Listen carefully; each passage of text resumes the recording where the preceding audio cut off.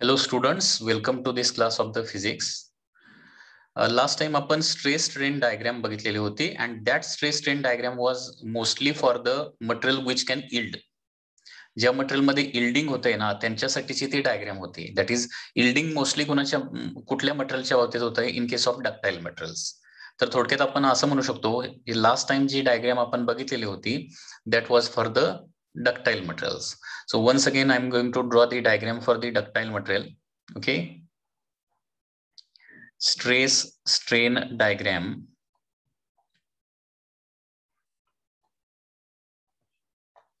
for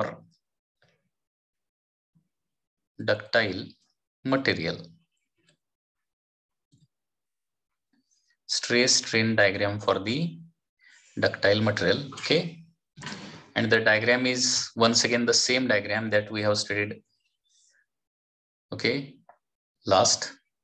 And diagram is like this. Initially there is a straight line, then there is a curved line, then after that there is a yielding, and after yielding maximum stress, and then there is a breaking point. Okay, so this is the stress strain diagram for mostly ductile materials. Now for the ductile material diagram will be like this. For brittle material, stress strain diagram is not like this. It is slightly different. Okay, stress strain diagram for brittle materials. Brittle materials. Okay, and it is like this. याच्यावर MCQ विचारले जाऊ शकतात. म्हणजे which of the following is the stress strain diagram for the ductile material, or which of the following is the stress strain diagram for the brittle material, and so on. Okay, now in case of brittle material also, initially there will be straight line starting from the origin. Okay, initially there is a straight line like this.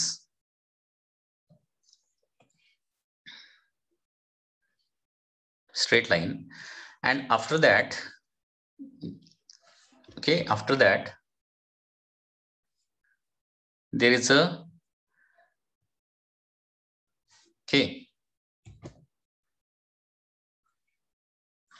Stress strain diagram मध्ये काय असणार आहे, proportional limit नावाचा point असणार आहे. तिथून पुढे stress थोडीशी वाढवली तर काय होणार आहे, we get yield point. And if stress is further increase after yield point, okay, it suddenly breaks or it suddenly fracture without any yielding. म्हणजे थोडक्यात ज्या मटेरियल मध्ये यील्डिंग होत नाही, कंटिन्युअस इलॉंगेशन होत नाही, those materials are called as brittle materials. Okay, म्हणजे लक्षात आलं का बघा, the material which just breaks after the elastic limit, okay, without any continuous elongation or without any yielding. म्हणजे ज्याच्यामध्ये इलॉंगेशन जास्त होत नाही, जास्त इलॉंगेशन करायला गेलो तर सडनली काय होतात, ब्रेक होतात. Okay, such type of materials are called as brittle material. So E पॉइंटच्या जस्ट पुढे गेलो की काय होणार आहे, मटेरियल सडनली ब्रेक होणार आहे. सो याचा ब्रेकिंग पॉइंट जो आहे तो इथे येणार आहे. इलास्टिक लिमिट जे आहे जस्ट पाठीमागे असणार आणि बी हा जो ब्रेकिंग पॉइंट असणार ना तो पुढे असणार आहे. सो ब्रिटल मटेरियलच्या डायग्राम मध्ये फक्त तीनच पॉइंट असू शकतात. First is the proportional limit, second is the elastic point, and third is the brittle material. म्हणजे ब्रिटल मटेरियलच्या डायग्राम मध्ये यील्डिंग प्रोसेस नसणार आहे किंवा यील्ड पॉइंट त्याच्यामध्ये नसणार आहे, हे लक्षात ठेवा. ओके, आणि ही एवढीशीच डायग्राम काय येणार आहे, ब्रिटल मटेरियलला येते. Okay, so this is the stress strain diagram for the brittle materials. Okay, next is the elastomers. Next is the elastomers. आता हे elastomers म्हणजे काय,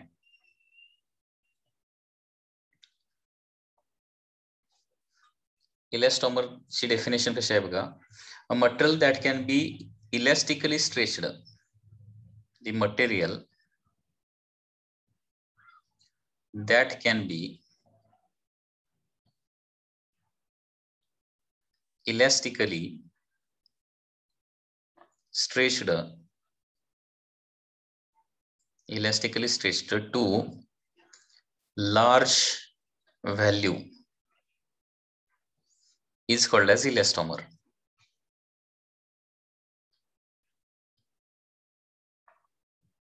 ओके, लक्षात घ्या. इलॅस्टोमर नावाची आता एक नवीन कन्सेप्ट आहे. तर इलॅस्टोमर म्हणजे काय, the material which can be elastically stretched to large value, म्हणजे ज्याच्यामध्ये काय करू शकतो आपण, लार्ज इलॉंगेशन प्रोड्यूस करू शकतो. And that is also elastic elongation. Elastic elongation म्हणजे काय, लार्ज इलॉंगेशन प्रोड्यूस केलं आणि परत त्याच्यावरचा फोर्स रिमूव्ह केला तर ते काय तर ओरिजिनल लेंथला येतं. Okay, that is called as elastomer. म्हणजे rubber is a very good example of the elastomer. For example rubber. Rubber हे एक इलॅस्टोमरचं एक्झाम्पल आहे, कारण रबर मध्ये काय करू शकतो, जास्त आपण इलॉंगेशन प्रोड्यूस करू शकतो विदाउट एनी परमनंट डिफॉर्मेशन. लक्षात घ्या, कारण डेफिनेशन मध्ये काय लिहिलंय, the material that can be elastically stretched to large value. Elastically is word important and large value is another word important. म्हणजे पहिली गोष्ट म्हणजे लार्ज इलॉंगेशन त्याच्यामध्ये प्रोड्यूस करू शकतो, आणि दुसरी गोष्ट म्हणजे काय करू शकतो, ते फोर्स रिमूव्ह केल्यानंतर पूर्णपणे काय करतं, ओरिजिनल लेंथला रिगेन करू शकतं. So rubber is a very good example of the elastomer. किंवा दुसरं एक्झाम्पल याचं इलॅस्टोमरचं जर द्यायचं झालं तर ते असणार आहे, that is aorta. Okay, aorta is also one example of the elastomer. Aorta म्हणजे तुम्हाला माहित असतील, हार्ट कडून, लक्षात घ्या, हार्ट कडून बाकीचे जे कुठले पार्ट्स आहेत, बॉडी पार्ट्स, त्याच्याकडे ब्लड घेऊन जाणारे जी लार्जेस्ट, काय म्हणतो त्याला आपण, लार्जेस्ट व्हेन जे आहे, ओके, त्याला काय म्हणतो आपण, ॲवोर्टा असं म्हणतो. ॲवोर्टा हे हार्ट कडून काय करते, बाकीच्या बॉडी पार्टला ब्लड कॅरी करते. हे ॲवोर्टा जे आहे, it is like a rubber. It can also be stretched like a rubber. It can be stretched to large extent without any permanent deformation. Okay, आता stress strain diagram for elastomer कशी येणार बघा. Stress strain diagram for the elastomer will be like this. Stress strain diagram for the elastomer.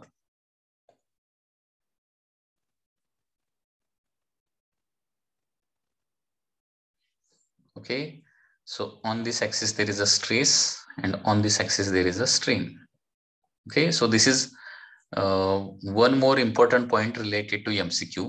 Stress strain diagram for the elastomer असं जर विचारलं तर या पद्धतीचे डायग्राम जे आहे ते तुम्हाला त्याच्यामधून आयडेंटिफाय करता आली पाहिजे.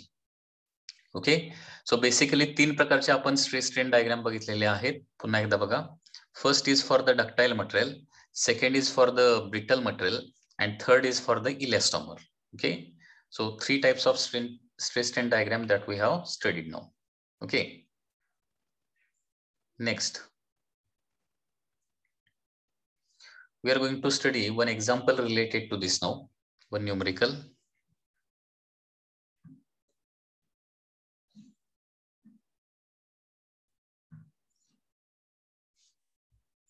So question is like this.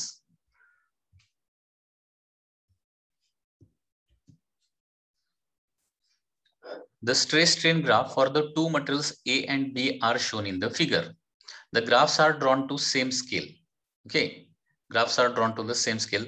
दोन मटेरियलच्या स्ट्रेस स्ट्रेन डायग्राम ड्रॉ केलेले आहेत.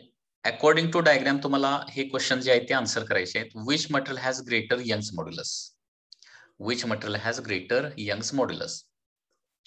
Which material is more ductile? Okay, which material is more ductile? After that, which material is more brittle? Okay, आता डक्टाइलच्या एक्झॅक्टली अपोजिट काय असणार आहे, ब्रिटल असणार आहे. म्हणजे फॉर एक्झाम्पल बी जर मोर डक्टाइल झालं तर ऑटोमॅटिकली ए काय होणार आहे, मोर ब्रिटल होणार आहे कंपॅरेटिव्हली.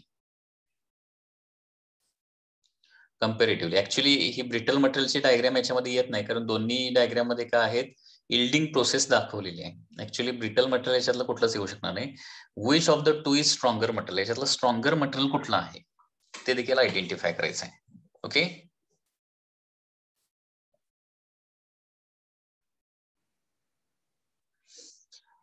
फर्स्ट क्वेश्चन आहे, which material has greater Young's modulus? Now Young's modulus Y is nothing but it is the stress divided by काय असतं, स्ट्रेन असतं. Okay, stress divided by strain. आता इथं स्ट्रेस स्ट्रेन ग्राफ आहे, लक्षात घ्या. आणि स्ट्रेस डिवायडेड बाय स्ट्रेन म्हणजे काय येणार आहे, स्लोप येणार. स्लोप बरोबर ना. स्लोप म्हणजे काय असतं, change in Y divided by change in x असतं, तुम्हाला माहिती असेल. स्लोप आपण कसं काढतो, change in y by change in x. म्हणजे वाय म्हणजे थोडक्यात काय असतं, स्ट्रेस स्ट्रेन डायग्रामचा काय असतो, स्लोप असतो, लक्षात ठेवा, स्लोप. आणि स्लोप म्हणजेच काय असतं, टॅन थिटा पण असतं, हे तुम्हाला माहिती असेल कदाचित. Tan of theta. थिटा म्हणजे काय, या डायग्रामनं एक्स ऍक्सिस बरोबर केलेला अँगल, त्याला काय म्हणायचं, थिटा म्हणायचं. म्हणजे या ग्राफनं एक्स ऍक्सिस बरोबर केलेला अँगल थिटा.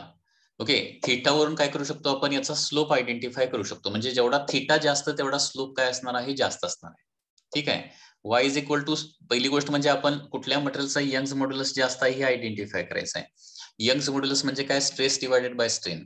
आता डायग्राम नुसार स्ट्रेस बाय स्ट्रेन म्हणजे स्लोप येणार, आणि स्लोप म्हणजेच काय असतं, टॅन थिटा असतं, हे माहिती पाहिजे तुम्हाला. स्लोप कसा फाइंड आउट करायचा असतो बघा. फॉर एक्झाम्पल या दोन लाईन मी अशा ड्रॉ केल्या. फॉर एक्झाम्पल ही लाईन आहे पी, ही लाईन आहे क्यू. ओके, कुठल्या लाईनचा स्लोप जास्त आहे रे, जरा सांगा बघूया, कुठल्या लाईनचा स्लोप जास्त आहे, पी की क्यू या डायग्राम नुसार.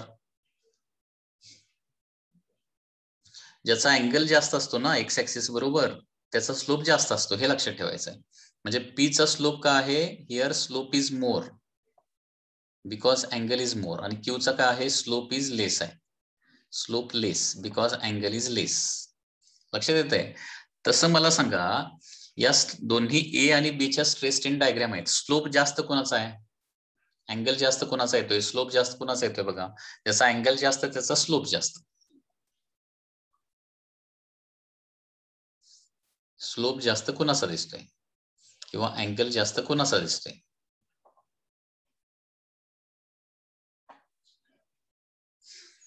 In figure A, angle is more na with x-axis, and therefore Young's modulus is more, okay, for diagram A. So from diagram काय होणार आहे, Young's modulus of A is more than Young's modulus of B येणार आहे. Okay, next. Which material is more ductile? आता ज्याच्यामध्ये काय होणार आहे, जास्त इलॉंगेशन होते. आता बघा, इलॉंगेशन दोघांचं पण बघितलं, बिफोर ब्रेकिंग टोटल इलॉंगेशन किती होते ते बघायचं आपल्याला. बिफोर ब्रेकिंग टोटल इलॉंगेशन किती होते त्याच्यावरती डिपेंड आहे. बघा, फर्स्ट डायग्राम मध्ये एवढंच इलॉंगेशन झालेलं आहे, आणि सेकंड डायग्राम मध्ये ब्रेक होईपर्यंत टोटल एवढं इलॉंगेशन झालेलं आहे.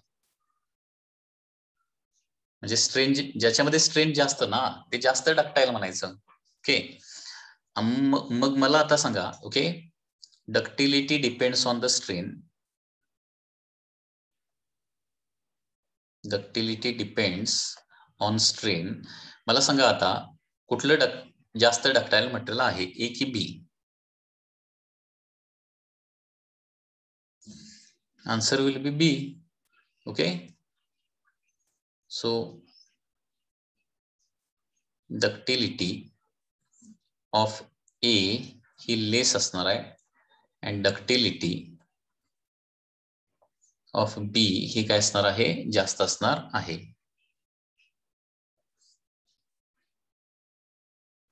डक्टिलिटी स्ट्रेनवर पण डिपेंड असते, पण आणखी एक महत्वाची गोष्ट इथे लक्षात ठेवा, ductility also depends on the plastic deformation. Ductility also depends on plastic किंवा त्याला काय म्हणायचं, परमनंट डिफॉर्मेशन किंवा परमनंट इलॉंगेशन. ज्याचं जास्त, ओके, त्याची डक्टिलिटी जास्त असते. म्हणजे ज्याचं प्लास्टिक डिफॉर्मेशन किंवा परमनंट डिफॉर्मेशन जास्त होते त्याची डक्टिलिटी जास्त असते. आता इथं बघा डायग्राम मध्ये, परमनंट डिफॉर्मेशन म्हणजे कुठल्या पॉइंट पासून घ्यायचं, पी पॉइंटच्या पुढचं घ्यायचंय, पी पॉइंटच्या पुढचं.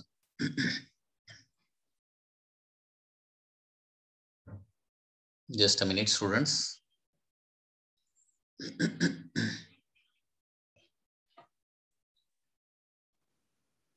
हे बघा, डक्टिलिटी डिपेंड्स ऑन प्लास्टिक और परमनंट डिफॉर्मेशन. आता परमनंट डिफॉर्मेशन कुठलं घ्यायचं, पी पॉइंटच्या पुढे क्यू पॉइंट पर्यंत. पी पॉइंटच्या पुढे क्यू पॉइंट पर्यंत थोडंसं जास्त कुठं दिसतंय, बी डायग्राम मध्ये आपल्याला जास्त दिसतंय, आणि ए डायग्राम मध्ये काय दिसतंय, थोडंसं कमी दिसतंय. आणि त्याच्यामुळे बी हे काय येणार आहे, मोर डक्टाईल मटेरियल येणार आहे. म्हणजे डक्टाईल मटेरियल कशावरून ठरवायचं, परमनंट डिफॉर्मेशन वरून ठरवायचं. लक्षात घ्या, स्ट्रेन वरून बेसिकली ठरवू नका, स्ट्रेनची कन्सेप्ट काय करूया आपण थोडीशी डिलीट करूया. Okay, ductility depends on the permanent deformation. This is more correct.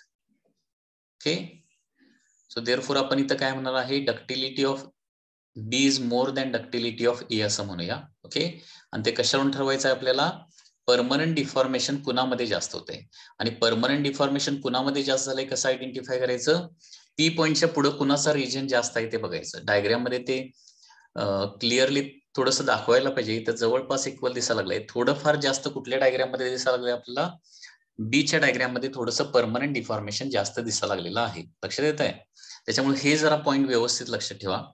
Okay,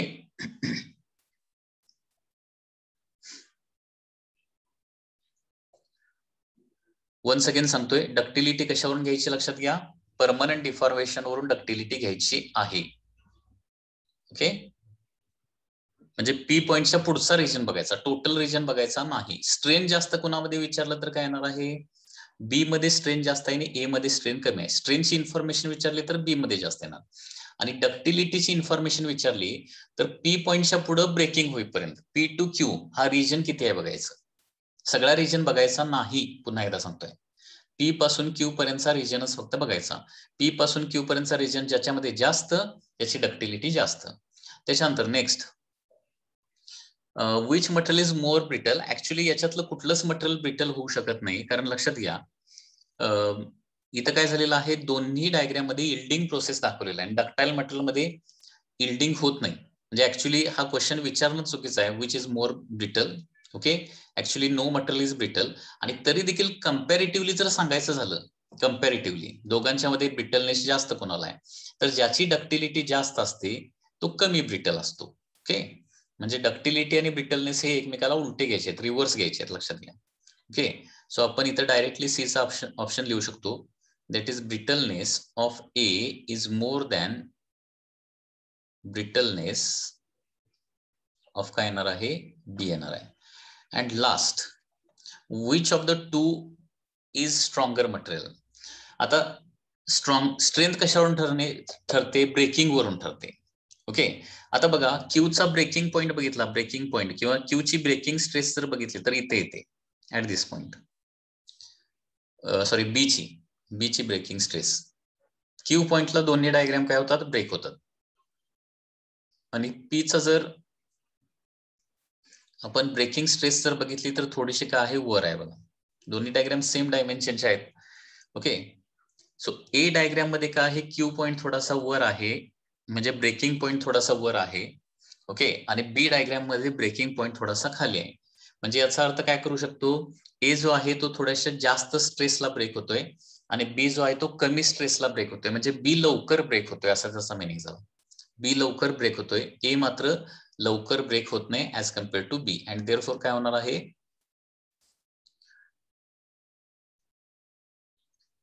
A is stronger material. A is stronger material than the B. Stronger material than काय येणार आहे, बी येणार आहे. ओके, आता हे तुम्हाला कन्क्लुजन जर समजलेलं असेल तर पुन्हा एक दोन डायग्राम मी ड्रॉ करणार आहे, दोन स्ट्रेस स्ट्रेन डायग्राम. त्याच्यावरून पुन्हा एकदा तुम्ही काय करायचं आहे, मला कन्क्लुजन द्यायचं आहे. ओके, नंबर ऑफ क्वेश्चन पुन्हा एकदा मी इथे विचारणार आहे. दोन्ही डायग्राम सेम स्केलला आहेत. Okay, so first diagram is like this.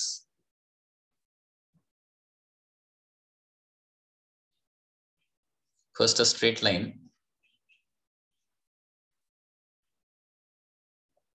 This is the first diagram. This is for material, for example काय म्हणूया, मटेरियल पी म्हणूया. मटेरियल पी साठी ही डायग्राम आहे, किंवा मटेरियल एच म्हणूया याला. मटेरियल ए ची स्ट्रेस स्ट्रेन डायग्राम ही या पद्धतीने आहे suppose.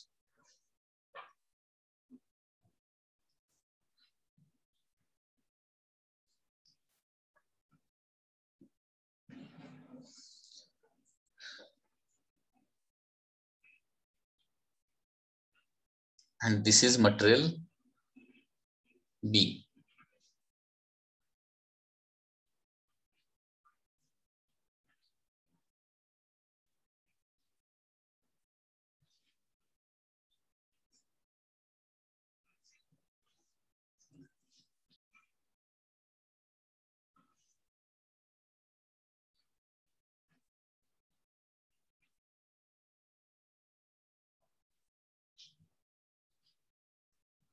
Okay, so this is the stress strain diagram for B. First question आहे. ओके, याचा आन्सर सांगा. याच्यामध्ये यंग्स मॉड्युलस जास्त कुणाचा आहे? ए चा जास्त आहे का बी चा जास्त आहे? Which has more Young's modulus? Slope बघायचा म्हणजे हा अँगल बघायचा, अँगल थीटा. जसा अँगल जास्त येणार आहे त्याचा यंग्स मॉड्युलस जास्त येणार आहे. आन्सर ए की बी येणार?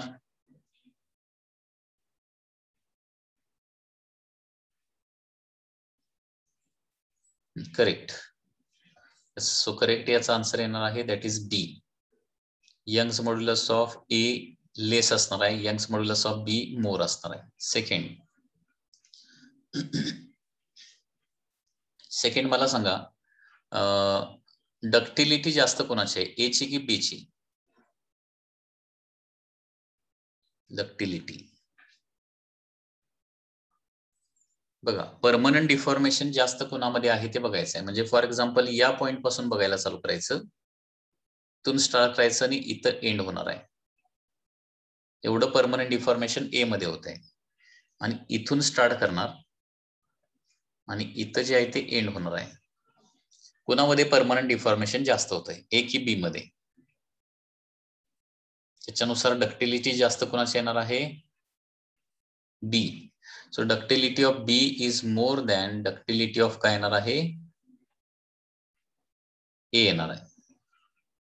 करेक्ट. त्याच्यानंतर third question, which one is the stronger material, A or B? Stronger कोण असणार आहे? हा, ओके. तर स्ट्रॉंग बघितलं तर ए जे आहे ते मोर स्ट्रॉंग दॅन काय आहे? बी आहे.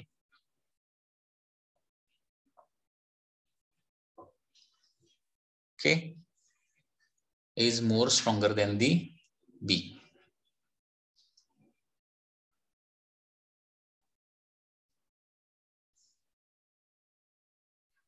कुठलं मटेरियल स्ट्रॉंग आहे हे अजून आयडेंटिफाय करायला जर अवघड जात असेल तर काय करायचं सांगतो. डायग्रामचा एंड पॉईंट बघायचा. डायग्रामचा एंड पॉईंट म्हणजे ब्रेकिंग पॉईंट असतो आणि त्याची करस्पॉन्डिंग स्ट्रेस बघायची. ओके, म्हणजे ती कसली स्ट्रेस येणार आहे? Breaking stress. ज्याची ब्रेकिंग स्ट्रेस जास्त ते स्ट्रॉंग मटेरियल असतं. म्हणजे जास्त स्ट्रेसला ब्रेक होणारं मटेरियल त्याला स्ट्रॉंग म्हणणार आपण. आणि कमी स्ट्रेसला जर मटेरियल जर ब्रेक होत असेल तर त्याला वीक म्हणणार. म्हणजे फॉर एक्झाम्पल फर्स्ट डायग्राम काहीतरी अशी आपण ड्रॉ केली आणि सेकंड डायग्राम सपोज अशी काहीतरी ड्रॉ केली. ओके, बघा हे मटेरियल इथं ब्रेक व्हायला लागलंय आणि हे मटेरियल इथं ब्रेक व्हायला लागलंय. ठीक आहे, मग आता याच्यामध्ये बघा जरा. ओके, फर्स्ट मटेरियल काय होतंय? या स्ट्रेसला ब्रेक होतंय आणि सेकंड मटेरियल जे आहे ते या स्ट्रेसला ब्रेक होतंय. ठीक आहे, म्हणजे कुठलं स्ट्रॉंगर आहे मग? First one is a more stronger. हा, म्हणजे ज्याची ब्रेकिंग स्ट्रेस, ज्या मटेरियलची ब्रेकिंग स्ट्रेस जास्त असणार आहे, लक्षात घ्या. ओके, ते स्ट्रॉंगर मटेरियल म्हणायचं. एंड पॉइंट बघायचा, end point डायग्रामचा.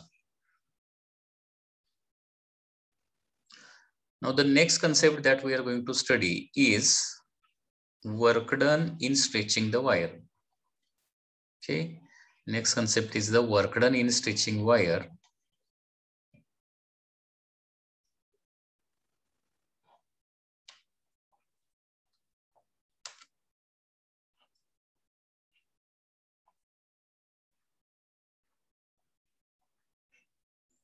Work done in stretching wire,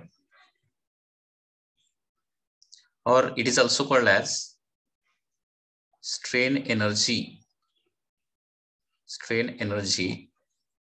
stored in the wire.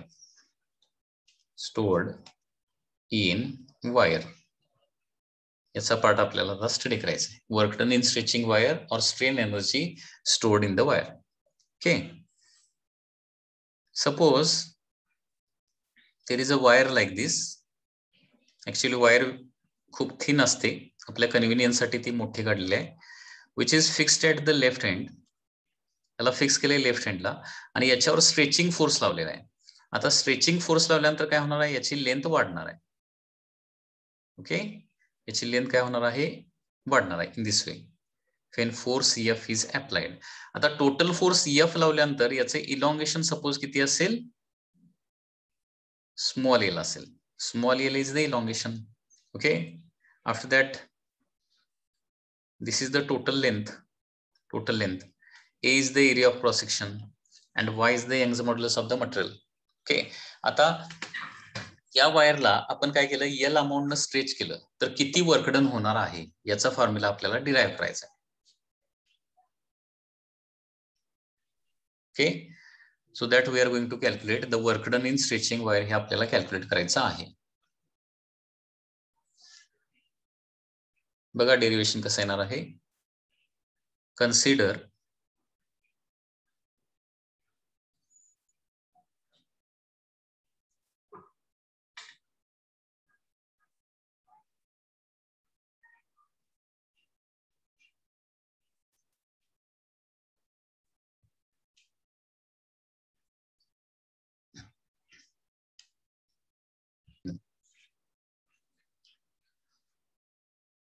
तर स्टुडंट पुन्हा एकदा बघा, work done in stretching wire आपल्याला फाइंड आउट करायचं आहे किंवा strain energy stored in the wire आपल्याला फाइंड आउट करायची आहे. ओके, तर त्याच्यासाठी आपण एक वायर कन्सिडर केलेली आहे ज्याचा area of cross section A आहे, ओरिजिनल लेंथ एल आहे, यंग्स मॉड्युलस वाय आहे आणि एफ एवढा फोर्स लावल्यानंतर इलॉंगेशन किती झालेलं आहे, स्मॉल एल इलॉंगेशन झालेलं आहे. Okay, so consider a wire, stretched, consider a wire stretched by force, let L is the original length,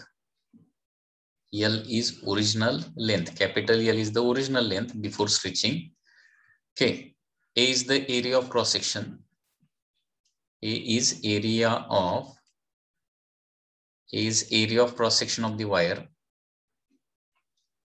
Okay, after that L is equal to elongation of the wire,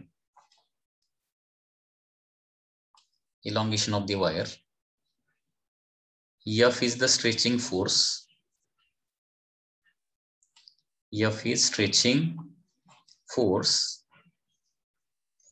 and Y is the Young's modulus.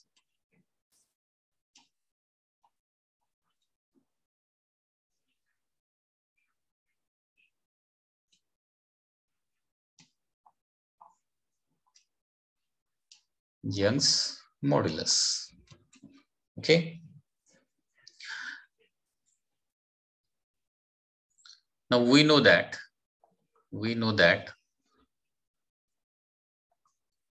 stretching force F is given by formula, stretching force F is given by formula L by L. You know this formula. Okay, stretching force चा formula काय असतो, L by L, Y A small l by capital L. ठीक आहे, आता लक्षात घ्या इथं F एवढा फोर्स लावल्यानंतर इलॉंगेशन किती होत आहे, स्मॉल एल एवढं टोटल इलॉंगेशन होत आहे. ओके, म्हणजे इलॉंगेशन कुठून स्टार्ट झालेलं आहे, इथून स्टार्ट झालेलं आणि इलॉंगेशन इथं गेल्यानंतर स्टॉप झालेलं आहे. आता एक आपण इंटरमिजिएट कंडिशन कन्सिडर करणार आहे, मधली condition, when elongation is small x. आता इलॉंगेशन कशावर डिपेंड असतं, फोर्सवर डिपेंड असतं. ज्यावेळी इलॉंगेशन कमी असणार आहे त्यावेळी फोर्स देखील कमी असणार आहे. टोटल फोर्स कॅपिटल एफ एवढा नसणार आहे, बरोबर आहे ना. कॅपिटल एफ एवढा फोर्स ज्यावेळी असणार त्यावेळी इलॉंगेशन असणार आहे स्मॉल एल. ठीक आहे, आपण काय करायला लागलोय, इंटरमिजिएट कंडिशन कन्सिडर करायला लागलोय. इंटरमिजिएट कंडिशन म्हणजे मधली कंडिशन, म्हणजे कुठली, झिरो इलॉंगेशन पासून कंप्लीट एल इलॉंगेशनच्या मधली कुठली तरी कंडिशन, की ज्यावेळी इलॉंगेशन काय असेल 0 to L च्या मध्ये असेल, म्हणजे सपोज काय असेल, एक्स असेल. ज्यावेळी इलॉंगेशन एक्स असणार आहे त्यावेळी इथला स्ट्रेचिंग फोर्स देखील काय असणार आहे, कमी असणार ना, स्मॉल एफ. लक्षात येत आहे, बघा, consider an intermediate condition,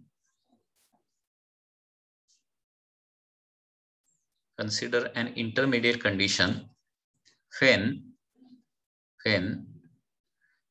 elongation is okay small x and corresponding force is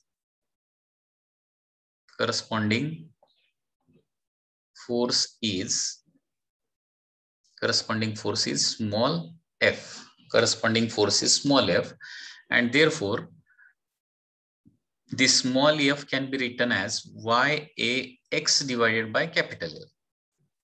कारण टोटल फोर्सचा फॉर्म्युला असणार L by L, YA small L by capital L. आता इलॉंगेशन स्मॉल एलच्या ठिकाणी इलॉंगेशन किती घेतलंय आपण, स्मॉल एक्स घेतलंय. मग कॅपिटल एफच्या ऐवजी काय करावं लागेल, फोर्स आपल्याला कमी घ्यावा लागणार, स्मॉल एफ घ्यावा लागणार आहे.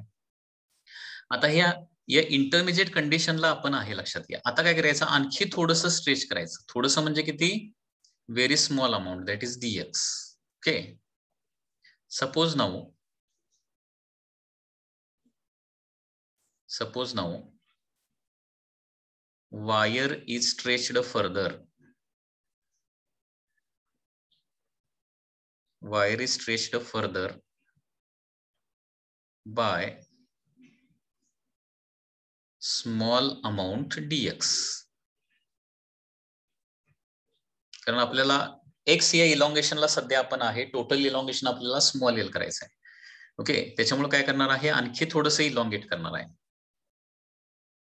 And work done during this process. Work done during this process. Work done during this process.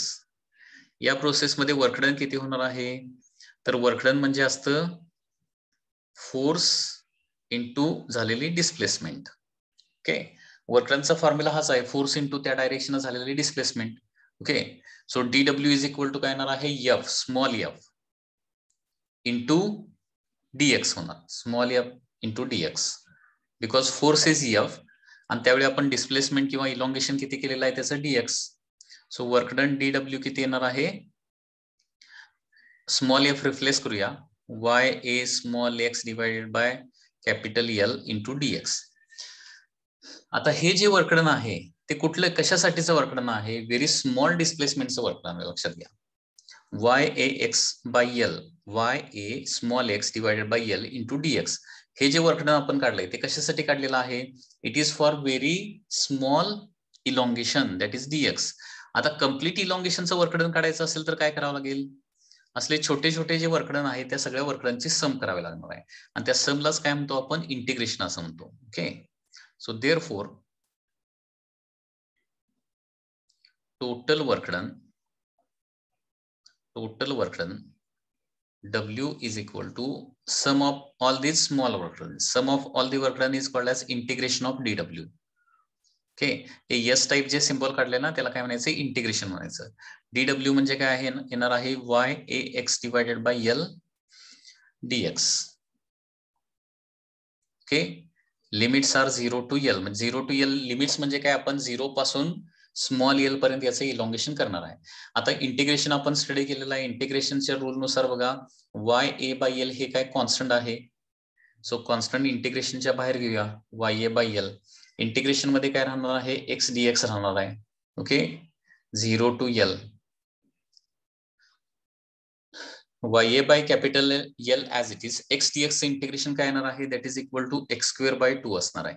हे आपण बघितलंय, integration of x dx is equal to येतं x²/2. आणि इथं x नाही म्हणजे पॉवर किती आहे, 1 आहे, म्हणजे पॉवर तिथं दाखवलेली नाही म्हणजे पॉवर 1 आहे.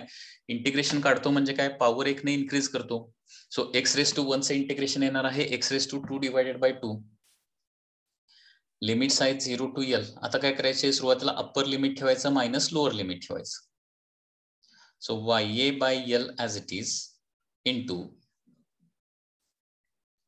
ब्रॅकेट मध्ये काय होणार आहे, x च्या ठिकाणी L ठेवलं तर L²/2 मायनस x च्या ठिकाणी 0 ठेवलं तर 0²/2, म्हणजे काय होणार आहे, इथं L²/2 राहणार आहे. सो वर्कडनचा फॉर्म्युला येणार आहे YA small L² divided by 2L. Okay, म्हणजे एखादी वायर 0 लेंथ पासून स्मॉल एल एवढं इलॉंगेशन जर करायचं असेल, म्हणजे 0 इलॉंगेशन पासून स्मॉल एल एवढं इलॉंगेशन करायचं असेल तर वर्कडन इथं किती होतंय, YA L²/2L एवढं वर्कडन होतंय. ठीक आहे, so this is the final formula. हा फॉर्म्युला आणखी दुसऱ्या एका फॉर्म मध्ये कन्वर्ट करू शकतो. कसं कन्वर्ट करू शकतो बघा, हे 1/2 सेपरेट ठेवतो as it is, 1/2 as it is, YA small L by capital L as it is ठेवतो, इंटू काय करतो L, म्हणजे थोडंसं काय केलेलं आहे, हे टर्म्स सेपरेट लिहिलेले आहेत. 1/2 सेपरेट केलं, Y A small L by L separate केलं आणि एल स्क्वेअर मधला अजून एक एल राहिला ना, तो पुढे लिहिलेला आहे ऍज इट इज. आता एल बाय एल म्हणजे काय असतं, स्ट्रेचिंग फोर्स असतं. सो वर्कडनचा फॉर्म्युला असा पण येतो, half into force into elongation. work done is given by this formula also. Work done is equal to half into force into elongation. So this is the final formula for the work done. आता हे जे work done आहे, हे कसलं work done आहे, त्या वायरला stretch करण्यासाठी झालेलं वर्क डन. 0 पासून एल पर्यंत स्ट्रेच करण्यासाठी झालेलं वर्क डन जे आहे ते काय आहे, हाफ फोर्स इंटू इलॉंगेशन आहे. आता हे वर्क डन जे आहे ते त्याच्यामध्ये स्ट्रेन एनर्जीच्या स्वरूपात स्टोर होतं. Okay, this work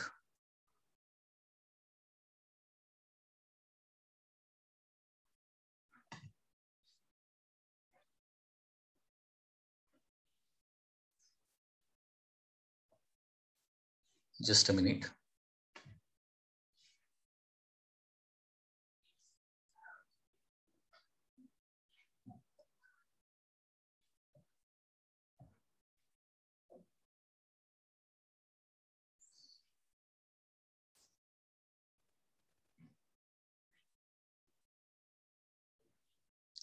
बघा, this work is stored in the material in the form of strain energy and therefore strain energy is equal to काय येणार आहे, U is equal to half into force into elongation. So this is the final formula. लक्षात येते का बघा, work done in stretching वायरचा formula असतो half into force into elongation and strain एनर्जीचा देखील फॉर्म्युला काय असतो, half into force into elongation. Okay,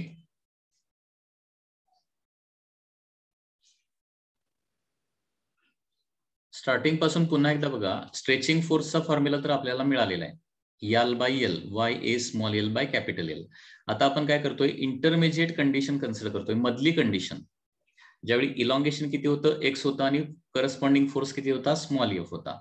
मग एफचा फॉर्म्युला एल बाय एल असेल तर एक्स इलॉंगेशन असतानाचा फोर्सचा फॉर्म्युला काय येणार आहे, small F is equal to X by L.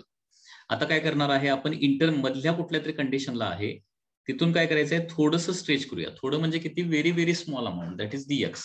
Dx ना आपण स्ट्रेच केलं तर वर्कडनचा फॉर्म्युला येणार आहे force into displacement F into DX. एफ फक्त रिप्लेस केलेला इथं, that is Y A X by L DX. आता हे वर्कडन कुठलं आहे, ते व्हेरी स्मॉल इलॉंगेशनचं वर्कडन आहे, म्हणजे डीएक्स एवढ्या इलॉंगेशनचं ते वर्कडन आहे. आपल्याला 0 पासून एल पर्यंतच्या स्ट्रेचिंगचं वर्कडन काढायचं आहे. मग ते काढायचं असेल तर तुम्हाला इंटिग्रेशनचा वापर करावा लागणार आहे. कारण इंटिग्रेशन म्हणजे काय असतं, थोडक्यात समेशन असतं. कशाचं समेशन, हे छोटे छोटे छोटे वर्कडन आहेत ना, त्या सगळ्या छोट्या छोट्या वर्कडनचं समेशन असणार आहे. म्हणजे थोडंसं स्ट्रेच करणार, वर्कडन कॅल्क्युलेट करणार, थोडंसं स्ट्रेच करणार, वर्कडन कॅल्क्युलेट करणार. लक्षात घ्या, या पद्धतीनं काय करणार आपण, ते थोडं थोडं स्ट्रेच करणार, प्रत्येक थोड्या थोड्या स्ट्रेचिंग मध्ये झालेलं वर्कडन जे आहे ते कॅल्क्युलेट करणार आणि सगळ्या वर्कडनची ऍडिशन करणार. त्यालाच इंटिग्रेशन असं म्हणायचं. म्हणजे इंटिग्रेशन घेतोय म्हणजे काय करतोय आपण, we are going to add such small work done.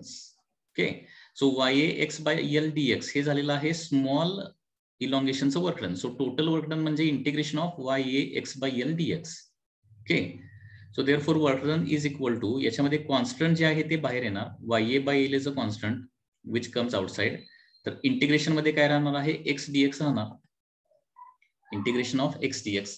आता x dx चं इंटिग्रेशन काय येणार आहे, ya by l as it is, x dx चं इंटिग्रेशन येते X square by 2, limits are 0 to l. Okay, सुरुवातीला x च्या ठिकाणी अप्पर लिमिट ठेवलं, त्याच्यानंतर लोअर लिमिट ठेवलं. सो वर्क डन येणार आहे ya by l, l square by 2 minus 0 square by 2. So work done होणार आहे ya l square by 2l. Okay, so this is the final formula. याच्यामध्ये फक्त काही टर्म सेपरेट सेपरेट लिहिलेले आहेत. हाफ सेपरेट लिहिलं, एल बाय एल सेपरेट लिहिलं आणि स्मॉल एल सेपरेट लिहिलेलं आहे. आणि एल बाय एल म्हणजे फोर्स आहे. So work done in stretching the वायरचा फॉर्म्युला येतो half into force into elongation. किंवा स्ट्रेन, हे जे वर्क डन आहे ते मटेरियलमध्ये स्टोअर होतं, कशाच्या स्वरूपात स्टोअर होतं, in the form of strain energy. And therefore strain एनर्जीचा फॉर्म्युला काय येणार आहे, half into force into elongation. Okay, so this is the formula for strain energy.